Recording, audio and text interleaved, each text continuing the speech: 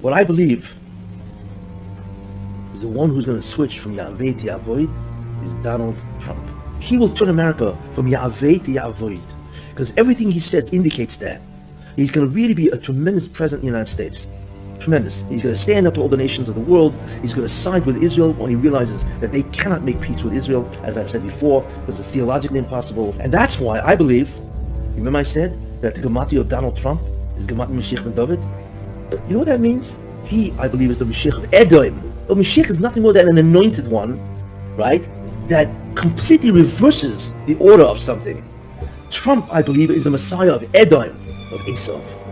And therefore, he will take them from Yahweh to Yavoid, from someone who afflicts Israel to someone who will assist them. And believe me, he's going to be fabulous with the Jewish people. We will not rest until the horrible and vile ideology of anti-Semitism has been defeated and destroyed. For this reason, I recently signed an executive order to restrict federal funding to any college or university that spreads, supports, or promotes anti-Semitic prejudice in any form. President Trump's right ear was grazed in a symbolic gesture of Exodus 21:6, where the Torah states that a servant who wants to remain with his master needs to have his right ear pierced. Trump was designated as God's servant and anointed one, just like Cyrus the Great almost 2,400 years ago. Take a look at that.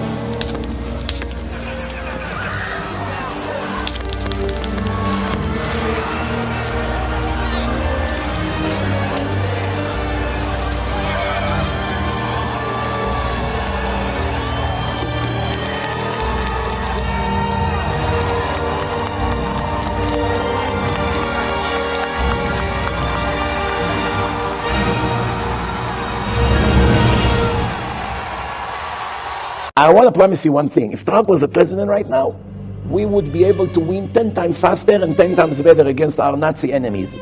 He would give us any weapon we want, unconditional. He wouldn't care what the world is barking about. He would shut down these European liberals and tell them just be quiet. I run the show here. Well, you know, the biggest change I've seen in Congress is Israel literally owned Congress. You understand that 10 years ago, 15 years ago. And it was so powerful. It was so powerful. And today it's almost the opposite. They had such power, Israel had such power, and rightfully, over Congress, and now it doesn't. It's incredible, actually. And you don't have to say, well, I don't know, what's he at, where's he at, I don't like the way you talk. I understand all that, but the thing is that we're talking about God's purposes. That's what we're talking about. God uses whom he'll use. But he was used. He also was used very powerfully for Jerusalem.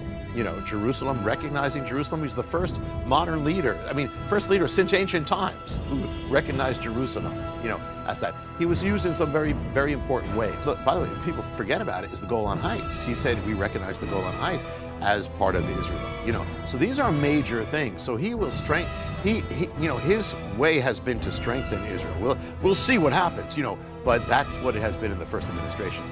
Israel loves Trump, and it's one of the few nations that he would win. Don't forget, I don't know if you haven't watched the show, I happen to be Jewish by birth, and 75% of all Jews vote Democrat, and they don't like Trump. And this is the greatest president for Jews and for Israel in the history of the world, not just America. Trump's the best president for Israel in the history of the world, and the Jewish people love him like he is the king of Israel. They love him like he is the second coming of God. I am the chosen one. What I believe is that, this is a quote from him, he says, what I believe is that the one who is going to switch from Esau from persecuting the Jews to Esau who is serving the Jews is Donald Trump. Rabbi Kessin claims he is going to purify Edom. So the Rashiva feels that everyone should vote for Donald Trump. That's 100%. Every year and every guy. That's right. If you hate Israel, vote Democrat. If you love Israel, vote for Donald J. Trump. It's that simple. President Donald Trump was the first American president who stood up in defiance to the entrenched and endemic anti-Israel attitude of all previous U.S. administrations towards our presence in the Holy Land.